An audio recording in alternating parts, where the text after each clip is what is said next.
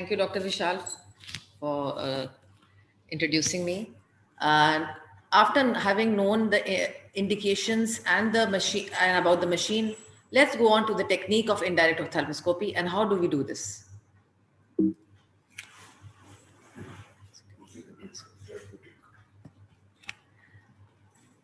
So, as nicely explained by Dr. Vishal, these are the parts of the indirect ophthalmoscope.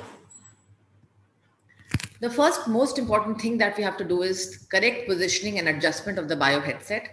One must remember that if the machine is not fitting properly on your head, if it is too tight or it is too loose, you will not be comfortable with the procedure and you will miss important findings.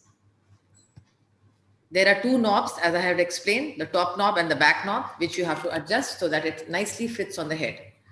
Next, we come to the rheostat, which controls the intensity of illumination.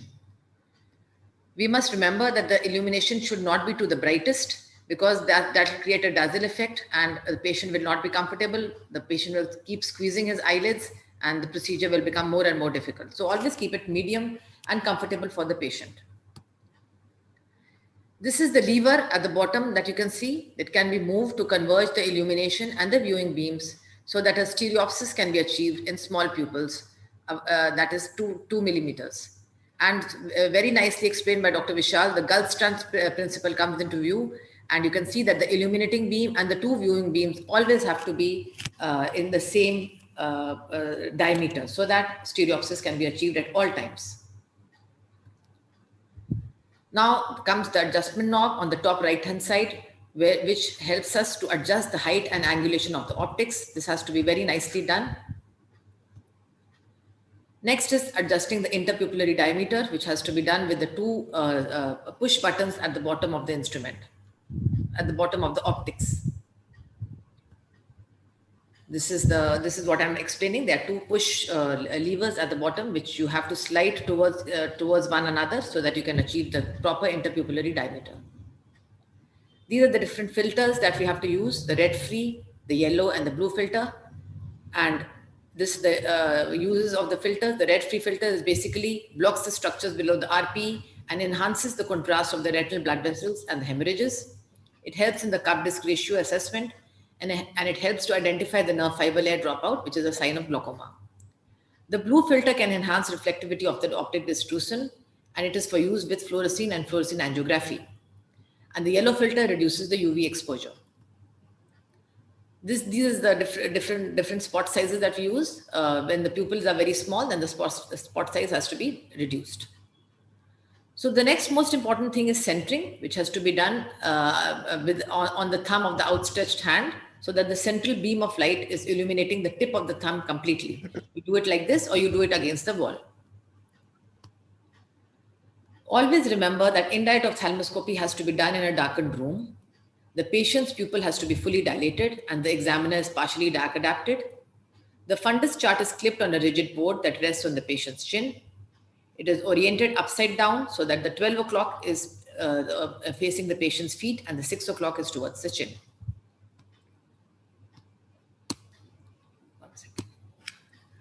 What instructions do we give to the patient? The patient has to be instructed to keep the fellow eyes open. Sometimes when the patient is not able to do that, ask him to outstretch his thumb and look in the different cardinal directions of gaze or use their thumb for fixation. The lens has to be held in a very proper fashion. The condensing lens is held between the thumb and the index finger, and the free fingers are placed on the patient's face to stabilize the lens and retract the lids. So basically both the hands have to be used. The light beam has to be central, illuminating the beam completely. Then you move the lens in position and slowly raise the lens while the pupil and the red reflex fills the lens view. This line is very important. The image system, that is the pupillary space and the fundus of the patient's eye, your condensing lens, and the indirect ophthalmoscope always have to be in the same line. If the view goes black or it appears inverted, you have moved too far away from the eye. So this is what I was trying to say. The first is the correct focal length, then the middle one is too high, and the last one is too low. So the dominant hand basically retracts the upper lid with the help of your thumb, and you have to hold the lens between the thumb and the index finger of the other hand, which also the three fingers that you can see in the middle picture, which is seen well, has to retract the lower lid and act as a fulcrum. These three fingers do not leave the chin. You don't have to leave the chin. It has to be resting on the patient's chin. And then with a rhythmic fashion, the lens is moved up and down so that you can get a good view. Examination of the fundus periphery, as very nicely explained by Dr. Abhishek, the examiner has to be standing at the opposite end of the meridian to be examined.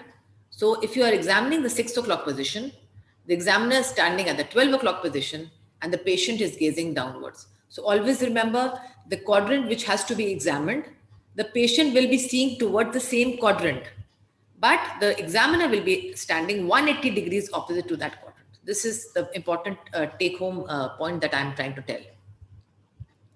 So this is the examination of the posterior pole, including the disc and the macula, as I said. This is the examination of the inferior retinal periphery. The patient is looking inferiorly, and the examiner is standing 180 degrees opposite. And note the angulation that I am making. You have to keep tilting backwards and forwards like a Bharatnatyam dancer all around the patient so that the stereopsis is maintained at all times. So these three things have to be in the same line, as I mentioned to you, and ample space between the chair and the wall helps you to move all across the patient, all around the patient, and examine from all different angles. So this is the examination of the superior retinal periphery, where the patient is looking superiorly towards the quadrant which you are examining, but the doctor is standing 180 degrees opposite and tilting backwards, as you can see in this picture. So this very nicely, Dr. Abhishek has already mentioned the color drawing and the fundus and illuminating the different structures and where we have to draw them. So I will not go into the details of this. Now coming to a very important technique of scleral indentation. The advantages are it gives a clear view of the structures in the retinal periphery, that is the ora serrata and the posterior border of the ciliary processes. It permits kinetic examination, allowing a stereoscopic view. The technique is that the thimble is placed in the index finger. The blunt tip of the depressor is placed on the skin of the eyelid over the area of sclera to be indented. Now we are looking at an example when we are examining the upper fundus periphery. What do we do? The eyelid has to be first closed. You apply the depressor tip to the upper lid at the upper edge of the tarsus. And when the patient opens the lid and looks up, the tip of the depressor slides easily under the orbital margin. One important thing to understand is that the depressor should be used always tangential to the globe. So this I have explained in the picture over here. Now here we are examining the inferior retinal periphery.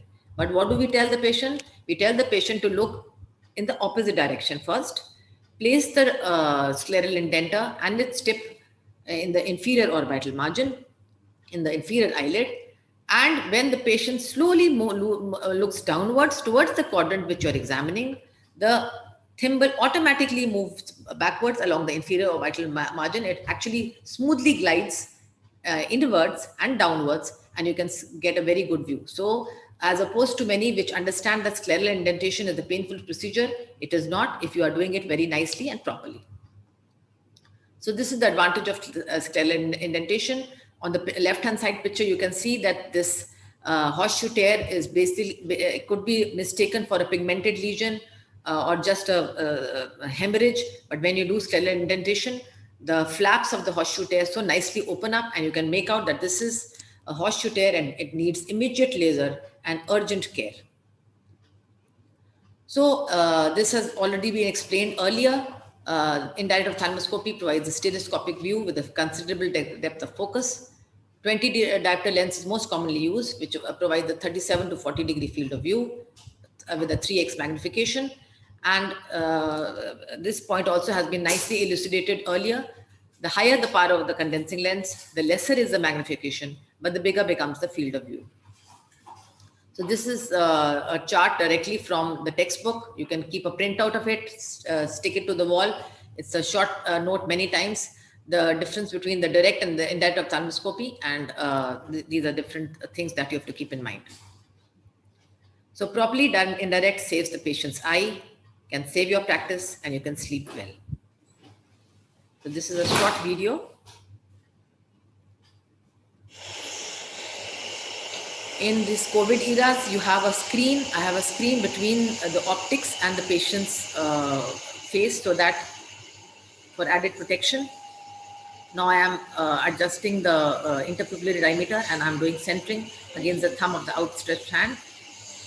Again, this has to be done in a darkened room, but for purposes of recording, I have kept the room lights on. Now you see that the dominant hand raises the upper lid as I've seen, as shown, and the 3 fingers are retracting the lower lid. The lens is kept down towards the face, and slowly you move it upwards till you get a very nice view. Now we are examining the inferior retinal periphery. You see how the lens is getting tilted, and I am moving backwards so that the 3 structures are in the same line, as I told you, keeping in mind the Gulfstran's principle. Now the patient is looking superiorly, and you have to move backwards and tilt the lens so that you can get all the 3 structures in the same line and you get a good view. Now when the patient moves, looks nasally, I'm standing temporally 180-degree opposite, and then you get a view from there.